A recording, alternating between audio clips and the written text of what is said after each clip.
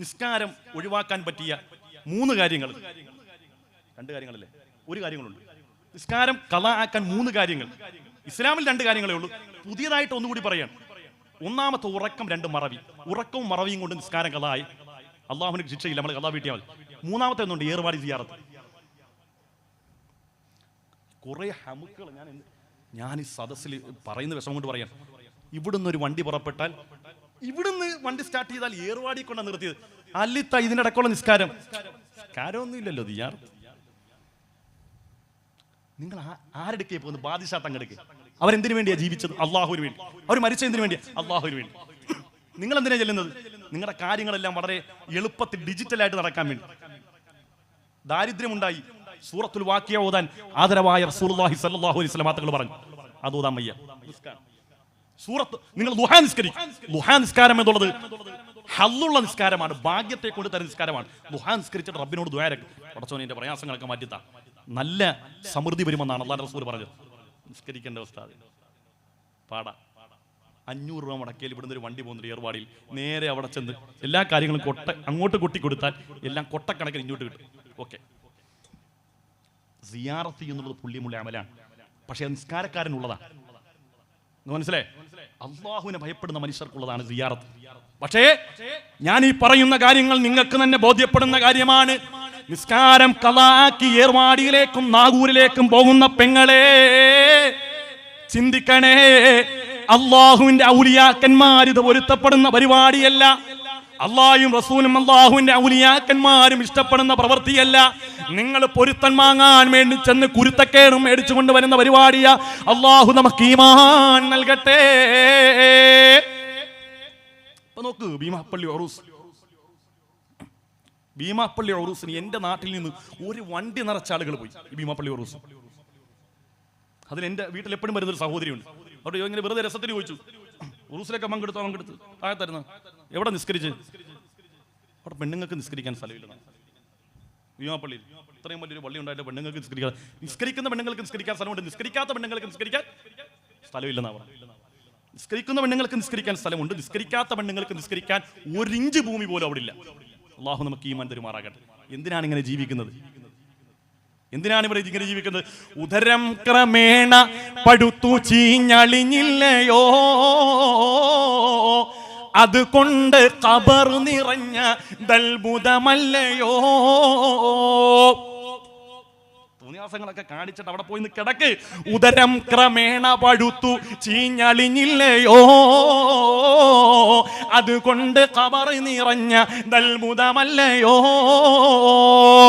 ആർത്തും ആഹ്ലാദിച്ചും ഉല്ലസിച്ചും എല്ലാ കോമാളിത്തരങ്ങളും നൃത്തങ്ങൾക്കും ചുവടുവപ്പുകൾക്കും സാക്ഷിയായി അവസാനം ആ കുഴിയിൽ വെറ്റമുക്ക് ജുമാ മസ്ജിദിന്റെ ആ പള്ളിക്കാട്ടിൽ കൊണ്ടുവച്ച് 3ാമത്തെ ദിവസം എത്തുമ്പോൾ ശരീരം പൊട്ടി വയറ് പൊട്ടി ആ ചീഞ്ചലം ഖബറിൽ നിറഞ്ഞ് മയ്യത്തിങ്ങനെ ആ ഖബറിൽ ഒഴുകി നടക്കുന്ന ആ ഒരവസ്ഥയുണ്ടല്ലോ പെങ്ങളെ, നീ ചിന്തിച്ചാൽ എങ്ങനാണ് ഉമ്മാ നിനക്ക് നിസ്കാരം ഉപേക്ഷിക്കാൻ കഴിയുന്നത്?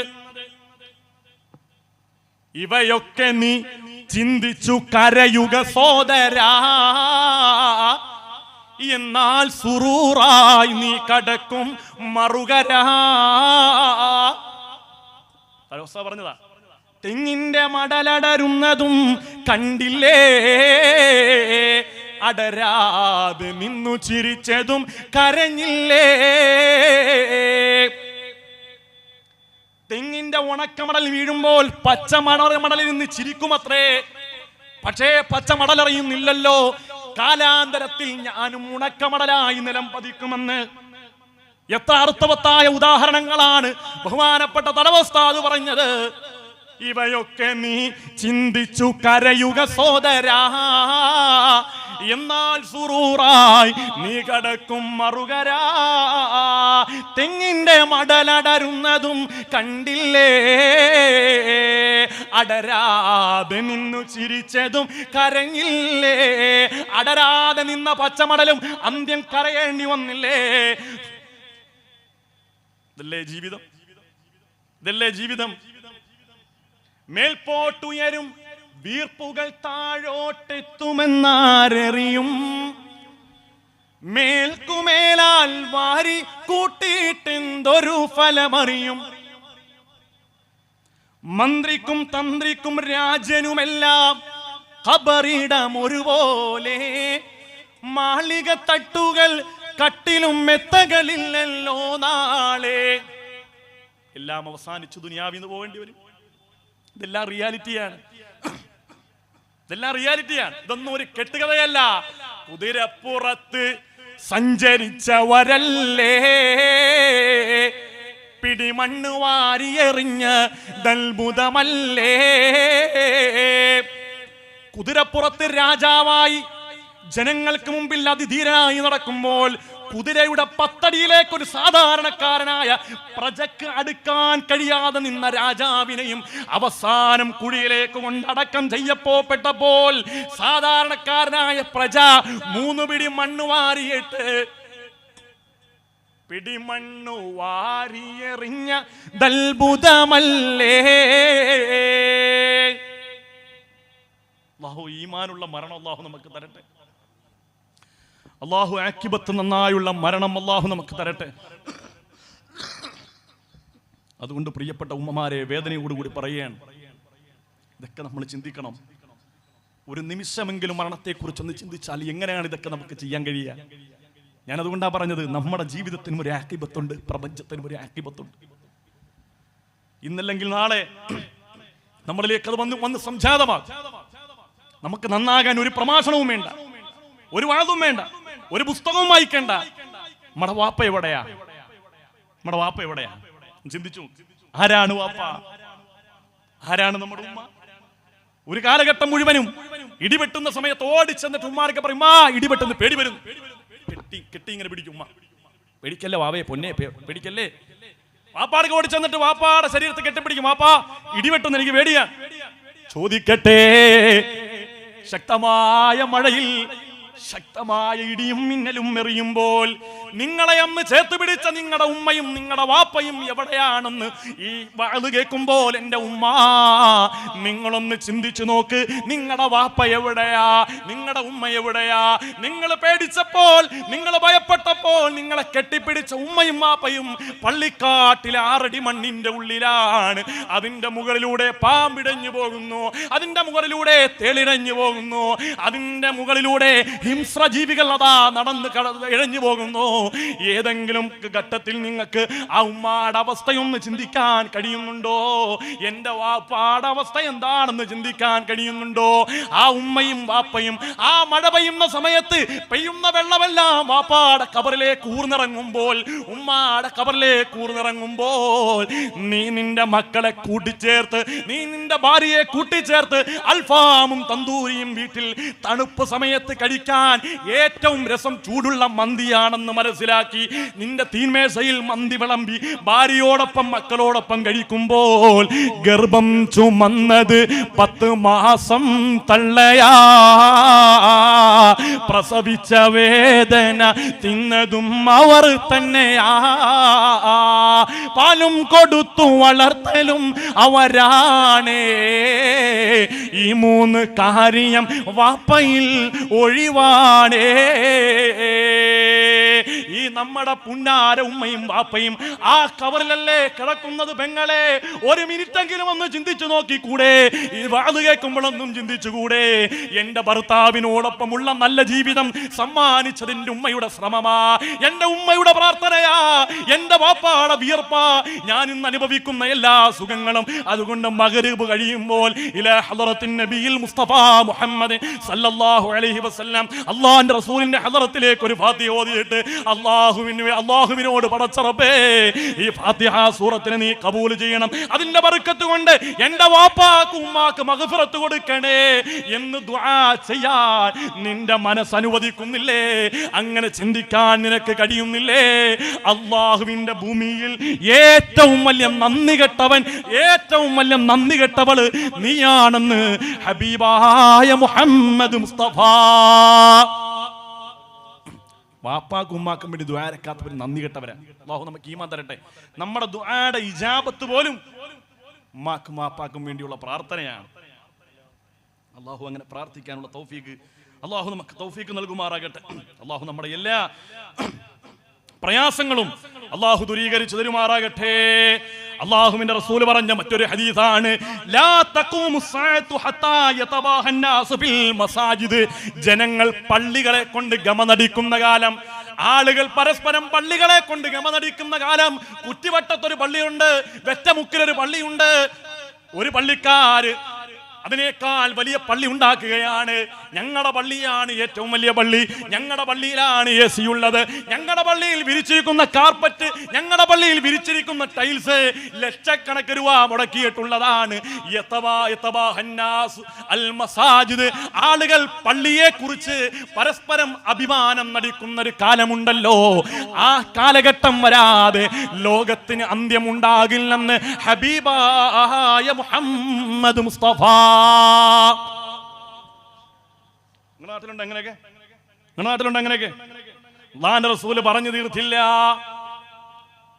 ഇദാ ഉസിദൽ അംറു ഇലാ ഗൈരി അഹ്ലിഹി ഫന്തദിർ സആ. ആളുകൾ പള്ളിയുടെ അധികാരത്തിലേക്ക് കൈകാര്യകർത്താക്കളായിട്ട് വരുന്നത് ധിക്കാരികളും തെമ്മാടികളും അല്ലാഹുവിനെ ഭയപ്പാടില്ലാത്തവനും അള്ളാഹുവിന്റെ ദീൻ കൈകാര്യം ചെയ്യാൻ വരുന്നൊരു കാലഘട്ടം സംജാതമായാൽ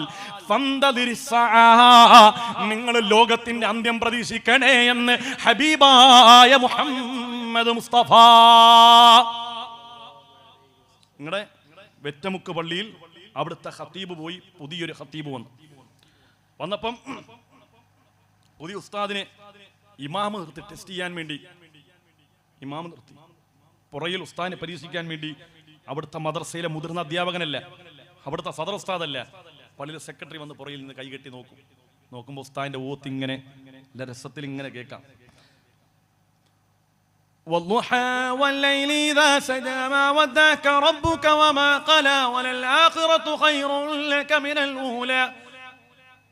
തെറ്റിച്ചാണെങ്കിലും ശരിയായിട്ടാണെങ്കിലും ഓതുന്നത് അതിന്റെ മ്യൂസിക് കേൾക്കുമ്പോൾ മറ്റുള്ള കമ്മിറ്റിക്കാരോട് പറയും ഷറാണ്. അങ്ങനെ ഈ ഹയവാന് അത്തഹിയാത്ത് പോലെ ഓതാറിയില്ല. ഇവനാണ് സ്ഥാനം പരീക്ഷിച്ചത്. അവനെ സംബന്ധിച്ചിടത്തോളം ഈണം ഉണ്ടായാൽ മതി, തജ്വീദ് വേണ്ട. ഇങ്ങനെയുള്ള ആളുകളെ പള്ളിയുടെ മിഹ്റാബും മിമ്പറും കൈകാര്യം ചെയ്യാൻ കൊടുക്കും. അവര് വായി വരുന്ന തോന്നിവാസങ്ങൾ മുഴുവനും പള്ളിയുടെ മൈക്കിലൂടെ മിഹ്റാബിലൂടെ തെറ്റായ മസാലകൾ, തെറ്റായ അഖീദകൾ ജനങ്ങളുടെ മുമ്പിൽ അവർ വിശദീകരിച്ചു. കാരണം അവർക്കറിയില്ലല്ലോ, അവരെവിടുന്നോ കേട്ട് തലമ്പിച്ച കാര്യങ്ങളൊക്കെ വന്നാണ്. ഈ അടുത്ത് ഒരാൾ പ്രസംഗിക്കുന്നത് കണ്ട് ഭാര്യയുടെ കവളത്ത് ഒരാൾ നുള്ളിയാൽ 10 ഹജ്ജ് ചെയ്ത ഉംറ. ഇത് കേട്ടിട്ട് എല്ലാവരും പോയിട്ട് ഉംറയുടെ കൂലി ഇട്ടാൻ വേണ്ടി പെണ്ണുപേടെ കവളത്ത്. എന്തൊക്കെ കാര്യങ്ങൾ അല്ലാഹുവിന്റെ റസൂൽ പറഞ്ഞു. ഭാര്യയെ സ്നേഹിക്കാൻ, പെൺമക്കളുടെ മഹത്വം, ഭാര്യയുടെ മഹത്വം എത്ര പറഞ്ഞു. എന്തിനാണ് ഈ കളവ് പറയുന്നത്? 40 കറാഹത്ത് ചെയ്താൽ ഒരു ഹറാം. എവിടെയെങ്കിലും ഉണ്ടോ കിതാബിൽ? ഒരൊറ്റ കിതാബിൽ കാണിക്കാൻ കഴിയും 40 കറാഹത്ത് ചെയ്താൽ ഒരു ഹറാം. വായി വരുന്നൊക്കെ പറയാണ്. കാരണം ഇത് ഫിഖ്ഹിന്റെ കിതാബ് കൈകാര്യം ചെയ്യേണ്ടതുപോലെ കൈകാര്യം ചെയ്തിട്ടില്ല, അഖീദ മനസ്സിലാക്കേണ്ടതുപോലെ മനസ്സിലാക്കിയിട്ടില്ല. വായി വരുന്നതൊക്കെ കോതൊക്കെ പാട്ടുന്നതൊക്കെ പറഞ്ഞു കൊടുക്കുക, ആളുകൾ അതനുസരിച്ച് അമല് ചെയ്യുക. അള്ളാഹു നമ്മുടെ ഈമാൻ സലാമത്താക്കുമാറാകട്ടെ. അള്ളാഹു പിഴച്ചാശയങ്ങളിൽ നിന്ന് അള്ളാഹു നമ്മളെ മുക്തിയാക്കി തരുമാറാകട്ടെ. പ്രിയമുള്ള സഹോദരങ്ങൾക്കും അവനുമായി ബന്ധപ്പെട്ട എല്ലാ പ്രവർത്തകർക്കും അള്ളാഹു ആഫിയത്തും ആരോഗ്യവും ദീർഘായുസ്സും നൽകുമാറാകട്ടെ. അവരേറെ കാലങ്ങളായിട്ട് ഈ നാട്ടിൽ അവർ തുടങ്ങി വെച്ച വിശുദ്ധമായ ബുർദയുടെ മജ്‌ലിസ് അൽഹംദുലില്ലാഹ് ഇന്നീ നിമിഷം വരെ ഭംഗിയായിട്ട് സന്തോഷത്തോടു കൂടി റാഹത്തോടു കൂടി അതിങ്ങനെ നടന്നു വരികയാണ്. എന്തിനേറെ പറയണം, ഈ നാടിൻ്റെ ഒരു ബർക്കത്ത് പോലും അതാണെന്ന് പറയേണ്ടി വരും. അല്ലാഹു തആല ഹബീബായ തങ്ങളുടെ ബർക്കത്ത് കൊണ്ട് ഇതെല്ലാം അല്ലാഹു നിലനിർത്തി തരുമാറാകട്ടെ.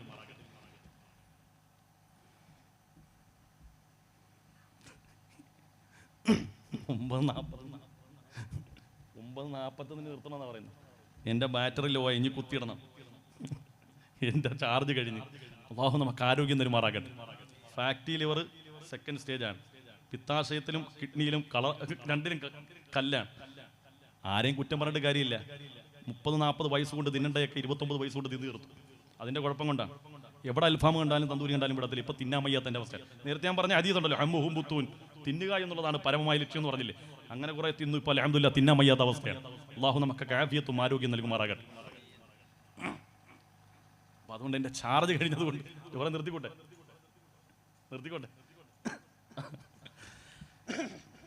ഏതായിരുന്നാലും ഏറെക്കുറെ കാലമായിട്ട് ഇവിടെ നടന്നു വരുന്ന വളരെ റാഹത്തുള്ളൊരു പരിപാടി ബുർദ മജ്ലിസ്.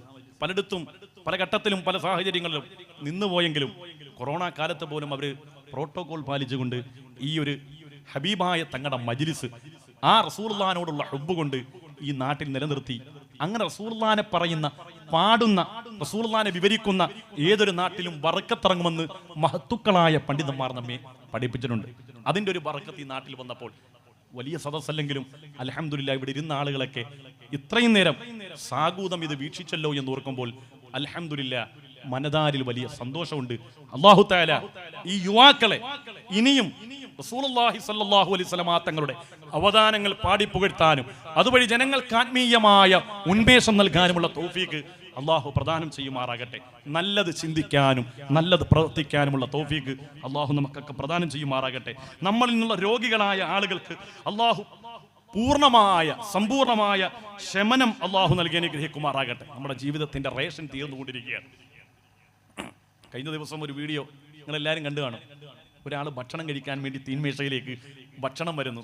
ആ ഭക്ഷണത്തിലേക്ക് ഇങ്ങനെ കൈ ഇങ്ങനെ ഇടുന്നതിന് തൊട്ടു മുമ്പ് തന്നെ അയാൾ പെടഞ്ഞു വീണ് മരിക്കുകയാണ്. നമുക്ക് റേഷൻ കടയിൽ നിന്ന് അരി തരുമ്പോൾ ഒരു മാസം ഇത്ര കിലോ അരിയാണ് നിശ്ചയിച്ചത്. ഇതുപോലെ തന്നെ അള്ളാഹുവിൻ്റെ റേഷനുണ്ട്. അള്ളാഹുവിൻ്റെ റേഷനുണ്ട്. നമ്മൾ കഴിക്കേണ്ടത് 1,00,000 അരിമണിയാണെങ്കിൽ 1,00,000 അരിമണിയാണെങ്കിൽ അതിന് തൊട്ട് മുമ്പ് നമ്മൾ കഴിക്കുന്നതിൻ്റെ എണ്ണം തീർന്നു കഴിഞ്ഞാൽ 1,00,000 ആകാൻ അടുക്കുമ്പോഴേക്ക് നമ്മുടെ റേഷൻ അവിടെ അവസാനിക്കുകയും നമ്മുടെ ശ്വാസം വേപ്പോട്ടൊന്ന് ദീർഘമായി വലിച്ചെന്ന് താഴേക്ക് വിടുകയും അതോടുകൂടി നമ്മളെന്ന് പറയുന്ന ഹിസ്റ്ററി ഈ ഭൂമുഖത്തുനിന്ന് അവിടെ അവശേഷിക്കുകയായി, ഇവിടുന്ന് വിട പറഞ്ഞു പോവുകയായി. ഇതാണ് നമ്മുടെ ജീവിതം. നമ്മുടെയൊക്കെ അവസ്ഥ എങ്ങനെയാണ്? ഏത് നിമിഷവും ഏത് സാഹചര്യത്തിലും നമ്മൾ ആഹ്ലാദിക്കുമ്പോഴും അർമാദിക്കുമ്പോഴും ഒക്കെ ഓർക്കേണ്ടത് ഞാൻ റബ്ബിലേക്ക് മടങ്ങിപ്പോകേണ്ടി വരും. 114 അധ്യായങ്ങൾ വിശുദ്ധമായ ഖുർആനിലെ 114 അധ്യായങ്ങൾ ഹബീബ റസൂലുള്ളാഹിക്ക് ഇറക്കി കൊടുക്കുമ്പോൾ അവസാനമായി മഹാനായ മുഖറബുൽ അംലാക്ക് ജിബ്രീൽ അലൈഹിസ്സലാം വിശുദ്ധമായ ഖുർആനിന്റെ അവസാനത്തെ അവസാനത്തെ ആയത്തുമായി വരുന്നത് കള്ളുകുടിയെ കുറിച്ചല്ല, വ്യഭിചാരത്തെ കുറിച്ചല്ല, മറ്റേ ഹലാലുകളെയും ഹറാമുകളെയും കുറിച്ചല്ല. അവസാനമായി അല്ലാഹുവിന്റെ റസൂലിനിറങ്ങിയ വഹി ഏതാണെന്നറിയുമോ?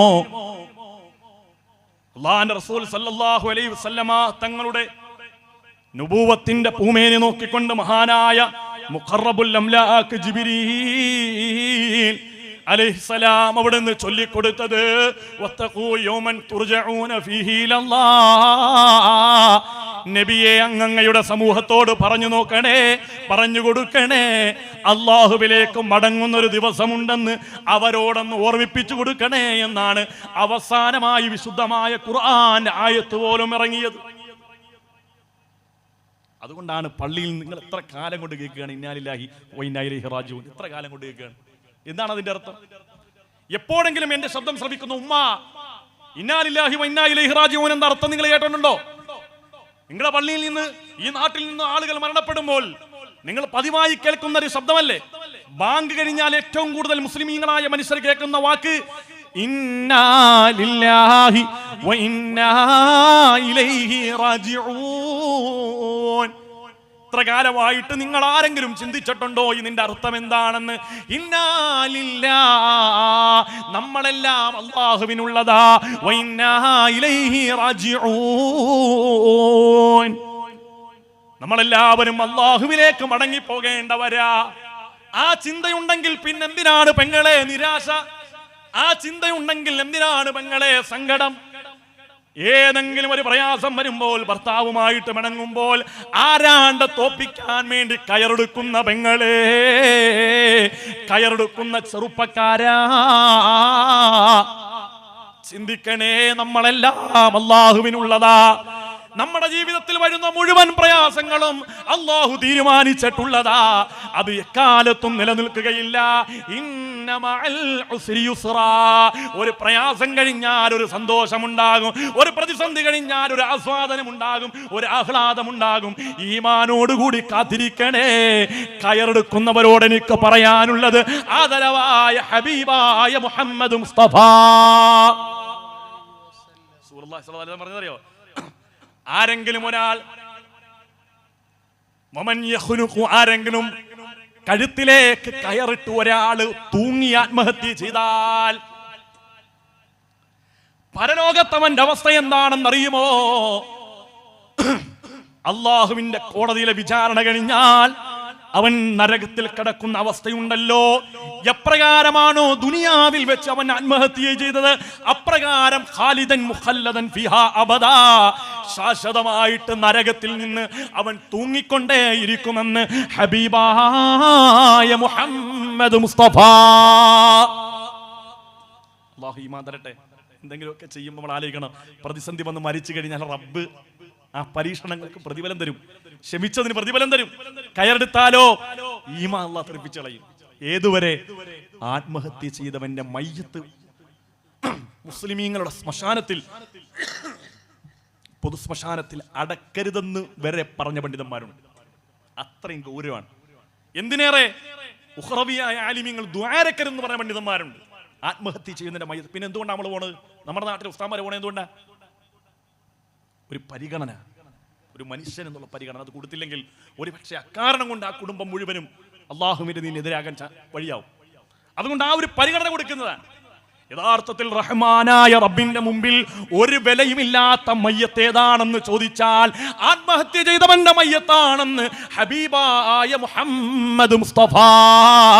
ആരെങ്കിലും ഒരാൾ പർവ്വതത്തിന്റെ മുകളിൽ നിന്ന് ചാടി ആത്മഹത്യ ചെയ്താൽ പരലോകത്ത് അവൻ അങ്ങനെ ആവർത്തിച്ച് ഖാലിദൻ മുഖല്ലദൻ ഫിഹാ, ആ പ്രവൃത്തി അവൻ ആവർത്തിച്ച് ചെയ്തുകൊണ്ടിരിക്കുമെന്ന് പുന്നാര ഹബീബായ മുഹമ്മദ് മുസ്തഫ.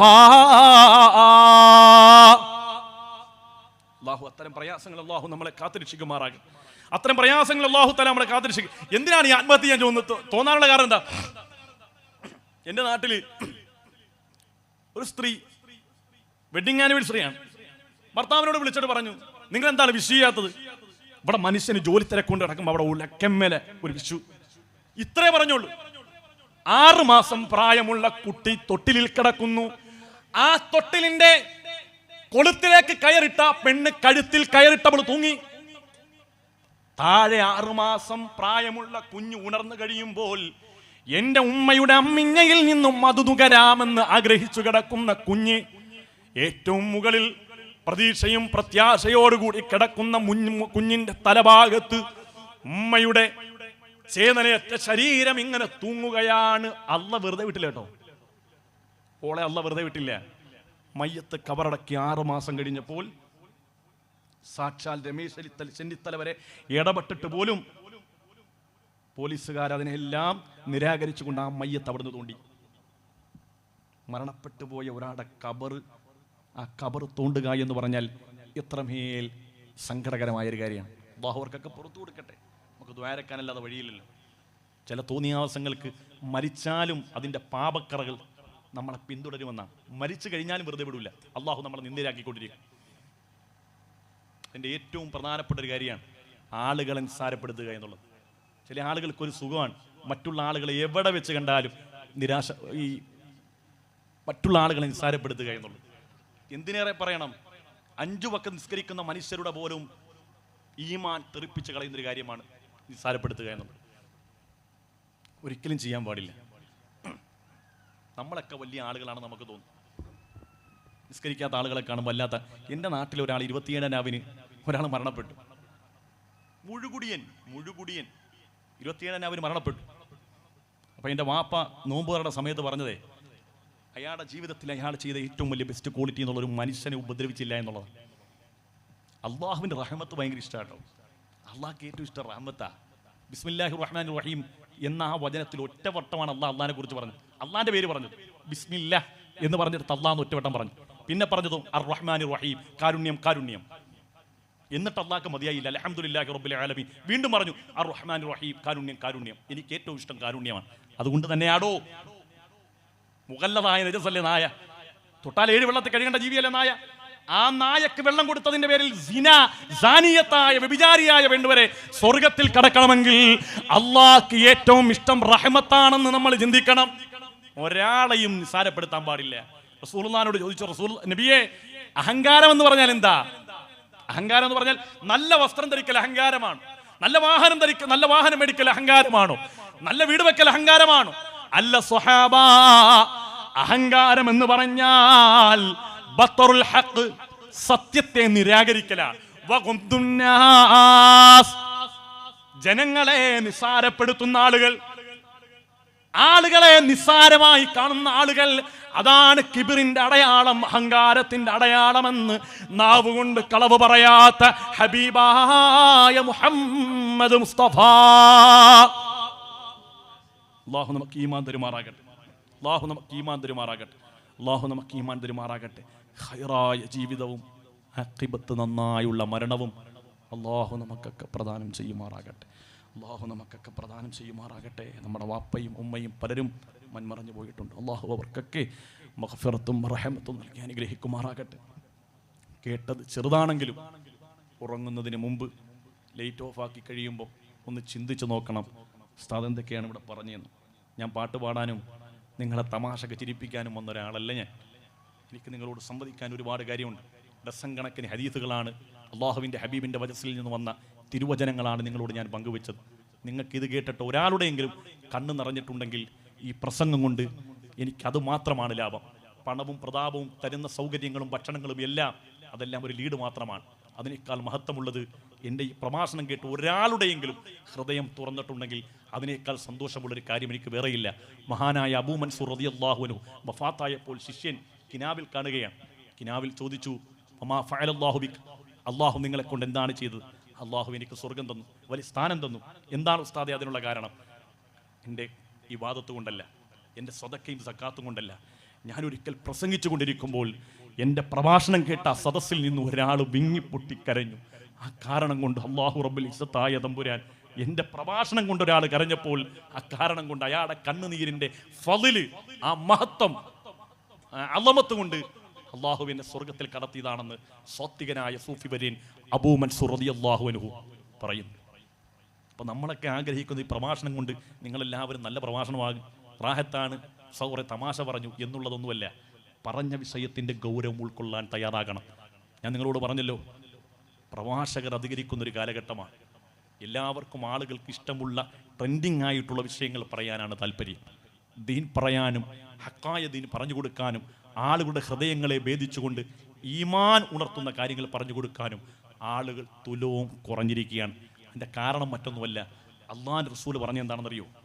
അള്ളാഹുവിൻ്റെ ഹബീബ് പറഞ്ഞത് ഇൽമിനെ പിടിക്കുമെന്നല്ല, മറിച്ച് ഉഖ്റവിയായ ആലിമീങ്ങൾ അള്ളാഹു തആല മരിപ്പിച്ചു കളയും. നിങ്ങൾ ചിന്തിക്കും, ബഹുമാനപ്പെട്ട AP ഉസ്താദ് അടക്കമുള്ള, പൊന്മുള ഉസ്താദ് അടക്കമുള്ള ആളുകൾ ഈ ഭൂമുഖത്തുനിന്ന് മൺമറഞ്ഞു പോയാൽ ഇനി ആരാണ് നമുക്കൊരു നേതൃത്വമുള്ളത്? അള്ളാഹു അവർക്കൊക്കെ ആഫിയത്തുള്ള ദീർഘായുസ് അള്ളാഹു കൊടുക്കട്ടെ, അള്ളാഹു ആഫിയത്തുള്ള ദീർഘായുസ് കൊടുക്കട്ടെ. മഹാനായ ജിബ്രീ തങ്ങൾ, ബഹുമാനപ്പെട്ട സമസ്തയുടെ നേതാക്കന്മാർ, AP ഉസ്താദ് അടക്കമുള്ള, പൊന്മുള ഉസ്താദ് അടക്കമുള്ള, ബഹുമാനപ്പെട്ട വൈലത്തൂർ ഭാവ ഉസ്താദ് അടക്കമുള്ള വലിയ സ്വാത്വികരായ പണ്ഡിതന്മാർ, ഇവരെല്ലാം വഫാത്തായി കഴിഞ്ഞാൽ പിന്നെ ആരാണ് ദീൻ പറഞ്ഞു കൊടുക്കാനുള്ളത്? നമ്മുടെ ദീൻ എന്ന് പറഞ്ഞാൽ എന്താ? നമ്മുടെ ഇപ്പോഴത്തെ കാലത്ത് ദീൻ ഈ ട്രെൻഡിങ്, കാലത്തിനനുസൃതമായി ചില സാഹചര്യത്തിൽ വിൽക്കുന്ന സാധനത്തിന് വലിയ മൂല്യമാണ്.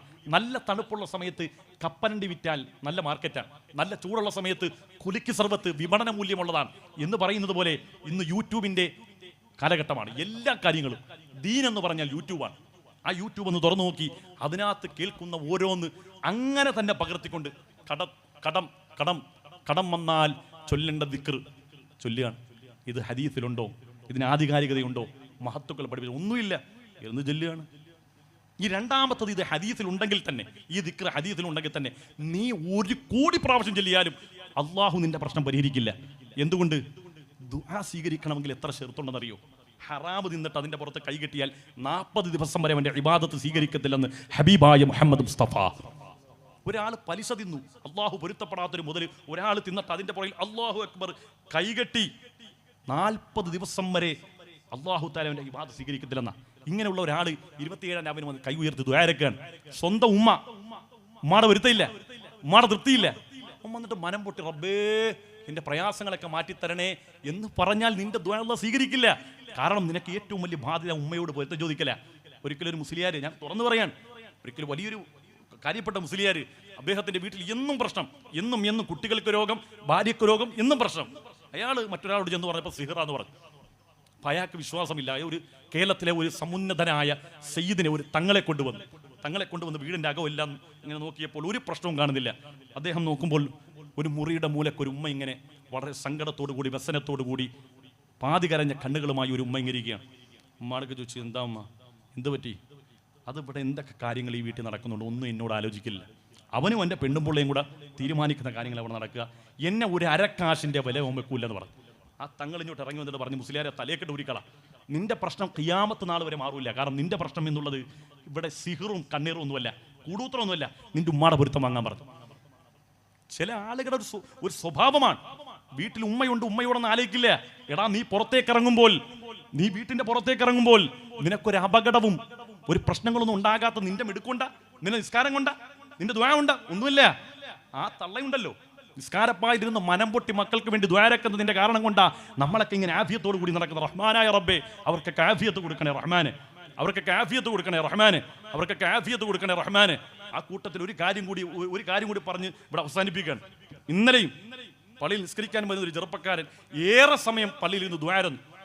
ഞാൻ ചോദിച്ചു, എന്ത് പറ്റി? പതിവില്ലാതെ മനസ്സമാധാനമില്ല ഉസ്താദെ, മനസ്സമാധാനമില്ല. എന്തേ കാരണം?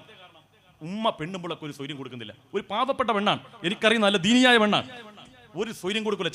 ചില പെണ്ണുങ്ങൾ നല്ല നിസ്കാരമുണ്ട്, നല്ല ദിക്റുണ്ട്, നല്ല തഖ്വയുണ്ട്, എല്ലാം ഉണ്ട്. പക്ഷെ മരുമോടെ വിഷയത്തിൽ യാതൊരു കോംപ്രമൈസും ഇല്ല. രാവിലെ മുതൽ തുടങ്ങും സ്വൈര്യക്കേട്, തോട്ടാ കുഴപ്പം. എന്നാലോചിച്ചു, ഈ വീട്ടിൽ നിന്ന് പോകുമ്പോൾ കുഞ്ഞിന് പനിയില്ല, വീട്ടിൽ ചെന്ന് കഴിയുമ്പോൾ കുഞ്ഞിന് പനി വന്നാൽ ഇവിടെ നിന്ന് പോകുമ്പോൾ ഒരു കുഴപ്പമില്ലായിരുന്നു. പനി കൊടുക്കുന്ന അള്ളയാണ്. ഈ പെണ്ണ് മൂക്കിലോട്ട് വെള്ളം അടിച്ച് കയറ്റിയിട്ടല്ലെന്ന്, കൊച്ചിന്റെ മൂക്കിലോട്ട് വെള്ളം അടിച്ച് ഈ പെണ്ണ് കയറ്റിയിട്ടാണ് കൊച്ചിന് ജലദോഷം വന്നത്. അള്ള വെച്ചതാണത്. അത് മനസ്സിലാക്കാൻ തയ്യാറാകണം. ചില പെൺകുട്ടികൾ സ്വന്തം വീട്ടിൽ പോയി മടങ്ങി വരുമ്പോൾ വീടിന്റെ 2 കിലോമീറ്റർ ഇപ്പുറം എത്തുമ്പോൾ ഭർത്താവിന്റെ വണ്ടിയുടെ പറയുന്നുണ്ട്, കിടുകിടുകിടുകിടുകിടുന്ന് പറയും. എന്താ ഉമ്മ എന്ത് പറയുമെന്ന് ഓർത്തിട്ട് വല്ലാത്ത ടെൻഷനാണ്. ഞാനൊരു കാര്യം നിങ്ങൾക്ക് പറയണം ഉമ്മമാരെ, നിങ്ങളെ എങ്ങാണം അള്ളാഹുവിന്റെ ഭൂമിയിൽ ആരെങ്കിലും ഭയപ്പെടുന്നുണ്ടെങ്കിൽ നിങ്ങൾ യഥാർത്ഥ മുഅ്മിനല്ലെന്ന് ഹബീബായ മുഹമ്മദ് മുസ്തഫ. എന്താ റസൂലുള്ളാഹി പറഞ്ഞത്? ഒരു സത്യവിശ്വാസിയുടെ ഏറ്റവും വലിയ അടയാളം എന്നുള്ളത് മൻ സലിമൽ മുസ്ലിമൂന മിൻ ലിസാനിഹി വയദിഹി. ആർക്കും മരുമോക്കാണെങ്കിലും മരുമോനാണെങ്കിലും കുടുംബക്കാർക്കാണെങ്കിലും ഒരാൾക്കും അയൽവാസിക്കാണെങ്കിലും നമ്മളെ കൊണ്ടൊരു ദ്രോഹമില്ലാതിരിക്കണം. നമ്മളെ കൊണ്ട് ദ്രോഹമുണ്ടോ, നമ്മളെ മറ്റുള്ളവർ ഭയപ്പെടുന്നുണ്ടോ എങ്കിൽ തീർച്ചയായും നമ്മൾ വിശ്വാസിയല്ല, നമ്മൾ മുഅ്മിനല്ല. റഹ്മാനായ റബ്ബിന്റെ മുമ്പിൽ നമ്മൾ രക്ഷപ്പെടുന്നവരല്ല. അതുകൊണ്ട് പ്രായം ചെന്ന ഉമ്മമാരോട് പറയുകയാണ്, നിങ്ങൾ ചിന്തിക്കേണ്ടത് നിങ്ങളുടെ മകന്റെ മനസ്സമാധാനമാണ് നഷ്ടപ്പെടുന്നത്.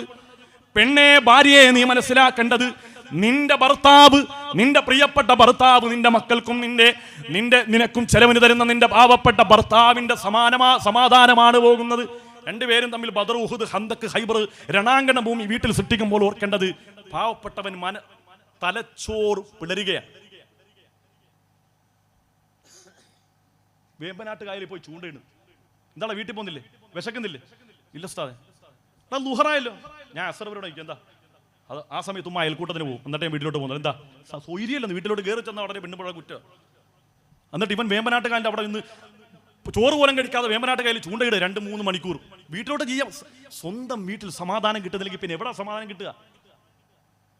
എന്നിട്ട് ഉമ്മ ഭയങ്കര ദീനാണ്, ഇങ്ങനെ ഇങ്ങനെ ദിക്ർ എപ്പോഴും. തസ്ബീഹ് ഉണ്ടാകും. അപ്പുറത്തെ വിളിച്ചിട്ട് നമ്മുടെ മോൻ ഒരുത്തിനെ കെട്ടിക്കൊണ്ട് വന്നിട്ടുണ്ട്, എന്തിനു കൊല്ല. ഈ തസ്ബീഹ് മാല ഇപ്പുറത്തെ കയ്യിലിരിപ്പുണ്ട്. ഈ ഹമുക്കത്തരും ഈ ഗീബത്തും ഒക്കെ പറയുമ്പോൾ സ്വന്തം മരുമക്കൾ. എന്നാൽ ഈ ഉമ്മമാരെ മനസ്സിലാക്കേണ്ട ഒരു കാര്യമുണ്ട്, നിങ്ങൾ ഒരവസ്ഥയിലേക്ക് മടങ്ങും.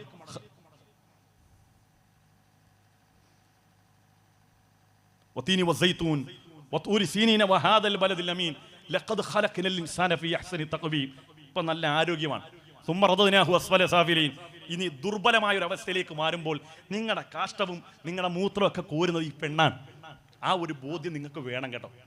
തലക്ക് സ്വൈര്യം കൊടുക്കണം, കുറച്ചെങ്കിലും മനുഷ്യന് മനസ്സമാധാനം കൊടുക്കണം. തിരിച്ചുകൊണ്ട് ചില മരുമക്കള് അവർക്കിങ്ങനെ വീട്ടിലേക്ക് കയറി കഴിയുമ്പോൾ രാജപദവിയാണ്. പാവപ്പെട്ട ദുർബലരായ ഉമ്മമാരെ കഷ്ടപ്പെടുത്തുന്ന ചെറുപ്പക്കാരികളുണ്ട്. നിങ്ങൾ സൂക്ഷിച്ചു കൊള്ളണം.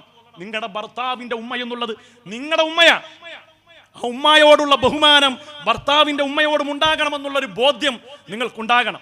മനുഷ്യന്മാരെ സങ്കടപ്പെടുത്തി മനുഷ്യന്മാരുടെ കണ്ണീര് കുടിപ്പിച്ച് അള്ളാഹുവിന്റെ മുമ്പിൽ രക്ഷപ്പെടാമെന്ന് നിങ്ങൾ ആരും വിചാരിച്ചു പോകല്ലേ. അള്ളാഹുവേ, ഖൈറായ ജീവിതവും ആഖിബത്ത് നന്നായുള്ള മരണവും ഞങ്ങൾക്ക് നസീബാക്കി തരണേ റഹ്മാനേ. ഞങ്ങൾക്കെല്ലാം നസീബാക്കി തരണേ റഹ്മാനേ. സലാമുല്ലാഹ് അലാ ത്വാഹ റസൂലില്ലാഹ്.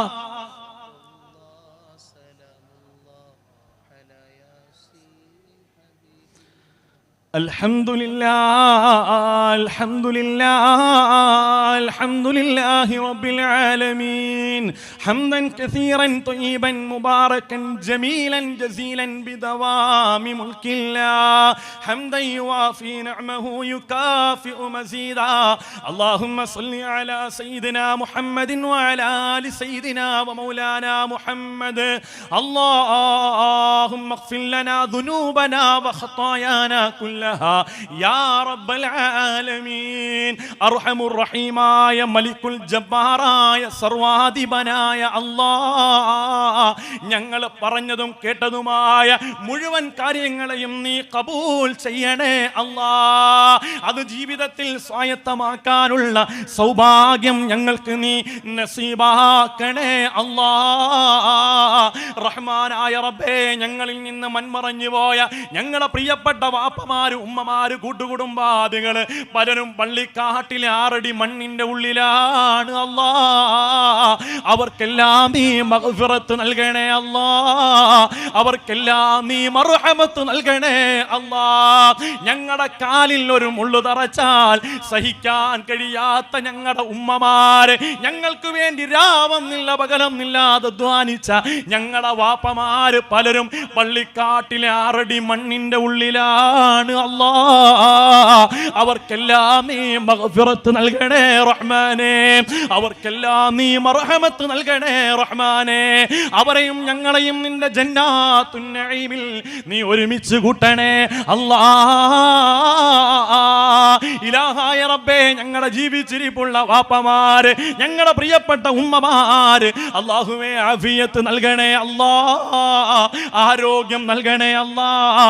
ദീർഘായുസ് നൽകണേ അല്ലാഹ്. ഞങ്ങളെ പുറത്തേക്ക് പോകുമ്പോൾ ഒരു പ്രയാസമില്ലാതെ മടങ്ങി വരാനുള്ള കാരണം ഞങ്ങളുടെ ഇബാദത്ത് കൊണ്ടോ ഞങ്ങളുടെ കഴിവ് കൊണ്ടോ അല്ല, ഞങ്ങളുടെ ഉമ്മമാരുടെ മുസല്ലയിൽ ഇരുന്നുള്ള മനം പൊട്ടിയുള്ള ദുആ കൊണ്ടാണ് റബ്ബേ. അവർക്ക് നീ ആഫിയത്ത് നൽകണേ റഹ്മാനേ. ആരോഗ്യം നൽകണേ റഹ്മാനേ.